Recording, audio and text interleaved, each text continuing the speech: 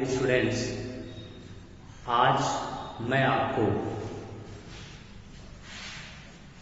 English first paper के pros में एक गर्ल विथ ए बास्केट जो पहला चैप्टर है और जिसको लिखा है विलियम सी डगलस ने, इसे पढ़ाने जा रहा हूं और सबसे पहले इसका हिंदी में समरी आपको बताने जा रहा हूं। देखिए, विलियम सी डगलस कौन थे? विलियम सी डगलस संयुक्त राज्य अमेरिका यानी the United states of America के सुप्रीम कोर्ट के जज थे और वे 1950 में भारत आए। उस समय हमारे देश के प्रधानमंत्री पंडित जवाहरलाल नेहरू थे। भारत की यात्रा पर वो आए, भारत भ्रमण करना चाहते थे। सबसे पहले जब वो नई दिल्ली पहुंचे तो नई दिल्ली से वह बरेली के लिए रवाना हुए ट्रेन से, और बरेली से फिर रानीखेत वो स्थान है, एक पहाड़ी छावनी है जहां पर अंग्रेजों के जमाने में अंग्रेजों की सेना की टुकड़ी रहा करती थी और वह 120 मील तक फैले हुए हिमालय जो पर्वत है उसकी विपरीत दिशा में 6000 फुट की ऊंचाई पर एक बसा हुआ पर्वत श्रेणी है, तो उसे देखना चाहते थे। बरेली तक वह ट्रेन से गए, फिर बरेली से रानीखेत वह कार से गए। वह हिमालय का जो प्राकृतिक इलाका था उसे देखना चाहते थे।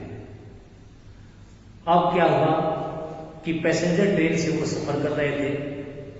ट्रेन जगह जगह पर स्टेशनों पर रुका करती थी और हर स्टेशन पर जब ट्रेन रुकती थी तो विलियम सी डगलस नीचे उतर जाते थे और प्लेटफॉर्म पर वो टहला करते थे जितने समय तक ट्रेन वहां रुकती थी। लोगों से बातचीत करते थे।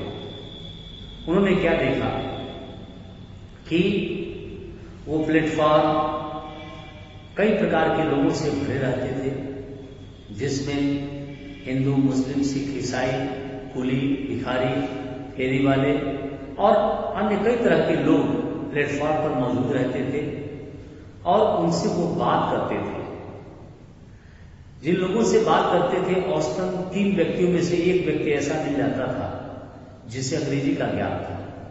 राइटर विलियम सी डगलस भारतीय लोगों से बातचीत करके विश्व की घटनाओं के बारे में और जो सरकार उस समय चल रही थी केंद्र में, कांग्रेस की सरकार जिसके प्रधानमंत्री थे पंडित जवाहरलाल नेहरू, उस सरकार के बारे में लोगों का क्या दृष्टिकोण है इसे जानने का वो प्रयास कर रहे थे। और वो जिस रूट से जा रहे थे ट्रेन से, वो रूट भारत के कृषि क्षेत्रों में सबसे वह धनी क्षेत्रों में से एक था, जहां उत्तर की तरफ जंगल थे और यह गंगा नदी का ऊपरी समतल मैदान था।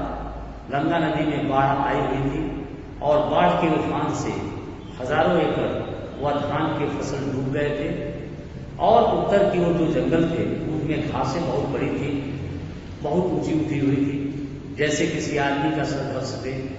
उसके बाद उनमें हाथी, गेंडे, चीता, शेर, हर तरह के जानवर थे।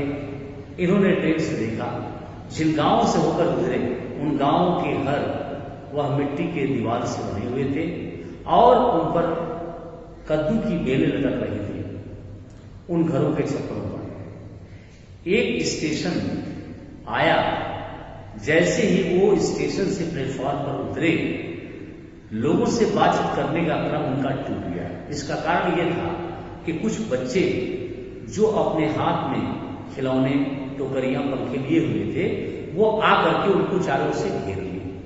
ये बच्चे कौन थे? ये बच्चे रिफ्यूजी बच्चे थे, यानी शरणार्थी बच्चे थे। रिफ्यूजी किनको कहते हैं?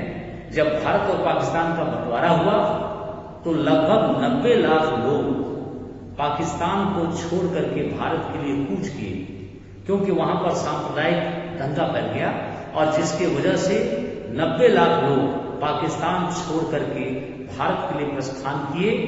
और जब वो वहां से चले तो उनके पास थोड़ा सा भोजन था, कुछ सामग्री थी, थोड़ा सा जल था, लेकर के चले, और कुछ लोगों का तो ये भोजन का सामग्री रास्ते में ही खत्म हो गया और भूख और प्यास से तड़प करके रास्ते में ही गिरे और वहीं गिरे के गिरे रह गए, उनकी मौत हो गई। कुछ लोग वहां से निकल करके भारत के बड़े बड़े शहरों जैसे दिल्ली, मुंबई, कोलकाता, चेन्नई इत्यादि में पहुंचे और वहां पहुंच करके उन्होंने स्टेशनों के किनारे उन्होंने अपनी झुग्गी झुपड़ियां डाली और उनमें रहने लगे। वे और उनके रिश्तेदार रहने लगे। उन्हीं लोगों के ये बच्चे थे जिनको हमने रिफ्यूजी नाम दिया, अर्थात जो लोग पाकिस्तान छोड़ करके भारत पहुंचे ऐसे लोगों को रिफ्यूजी कहा गया। इनकी आर्थिक दशा बड़ी दयनीय थी, इनका दैनिक जीवन काफी कष्ट में था, क्योंकि उस समय में जब भारत और पाकिस्तान का बंटवारा हुआ तो भारत में बड़ी गरीबी थी। एनी हाउ किसी तरह से ये अपना जीवन जी रहे थे और अपने लाइफ को किसी तरह से चला रहे थे। गरीबी की वजह से खाना पीना भी दूर था। ये बच्चे अपनी जीविका चलाने के लिए वह हाथ की बुनी हुई वह सरकंडे या नरकट की टोकरियां, पंखे इत्यादि बेच रहे थे और इन्हीं से उनका गुजारा चल रहा था। चूंकि राइटर एक अमेरिकन था और सुप्रीम कोर्ट का जज था, वह बिल्कुल जेंटलमैन दिखाई दे रहा था। जब बच्चों ने उन्हें देखा तो समझ गए कि इनके पास काफी पैसा है और ये हमारा सामान कर सकते हैं। इसलिए जैसे ही विलियम सी डगलस वह नीचे उतरे, बच्चों ने बिल्कुल उनको चारों ओर से घेर लिया, जैसे टिड्डियां फसल को क्या करती है, जब फसल पर छा जाती है। और उन बच्चों ने उनको उनकी तरफ बड़ी बेबसी भरी निगाहों से देखा। बच्चे अपने सामान को ऊपर उठा करके कुछ इशारा कर रहे थे, कुछ कह रहे थे। राइटर उनकी भाषा को तो नहीं समझ रहा था, लेकिन उनके इशारे को समझ रहा था कि ये कहना चाहते हैं कि आप हमारी टोकरियां, पंखे खरीद लें। राइटर ने सोचा कि इनकी मदद की जानी चाहिए।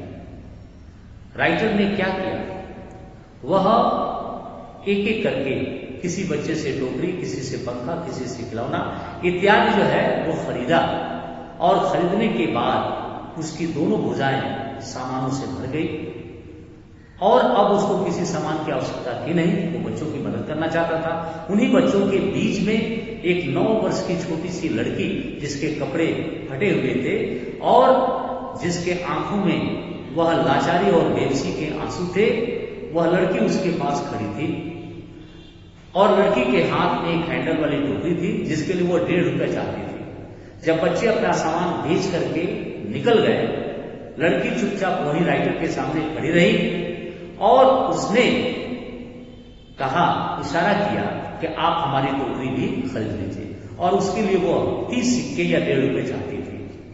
राइटर ने जब उस लड़की को देखा तो उस पर दया आ गई। उसके फटे हुए कपड़ों को देख करके, उसके आंखों में लाचारी और बेबसी का संबंध मचल रहा था, इसको देख करके राइटर ये चाहता था कि हम इसकी टोकरी को न खरीदें, बल्कि इसके बदले में कुछ दान दे करके या हम इसको एहसास करा दें कि हमें तुम्हारी टोकरी की कोई आवश्यकता नहीं है, ये किसी और के हाथ भेज देना और हम तुम्हारी कुछ मदद कर देना चाहते हैं, यह कृतज्ञता के रूप में।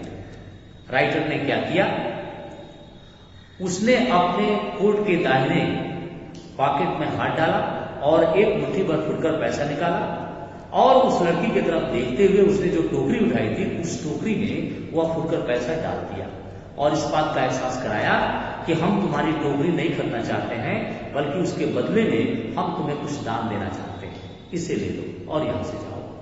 लड़की बड़ी स्वाभिमानी थी। वह एक गंभीर महिला की तरह उसने एहसास किया कि ये तो हमें भिक्षा दे रहे हैं, ये दान दे रहे हैं।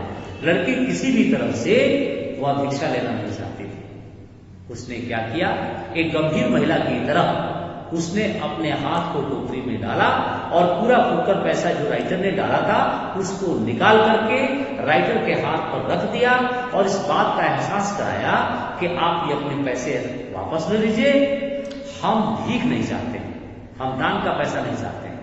अगर आपको चाहिए मेरी मदद करना तो आप इस टोकरी को खरीद लीजिए और नहीं तो हम ये पैसा नहीं दे सकते। राइटर को बड़ा गहरा सदमा पहुंचा। राइटर समझ गया कि मुझसे बहुत बड़ी भूल हो गई थी, बहुत बड़ी भयंकर भूल हो गई थी। राइटर अफसोस किया और उसने क्या किया, उसके पास एक ही विकल्प था कि लड़की की टोकरी खरीदना। उसने क्या किया, 1.5 रुपये दे करके और लड़की की टोकरी उसने खरीद लिया। खरीदने के बाद लड़की के हाथ में जब 1.5 रुपए आए तो उसने अपने आंसुओं को पोंछा, मुस्कुराई और प्लेटफॉर्म की तरफ जो झुग्गियां बनी हुई थी उसकी तरफ प्रस्थान कर गई।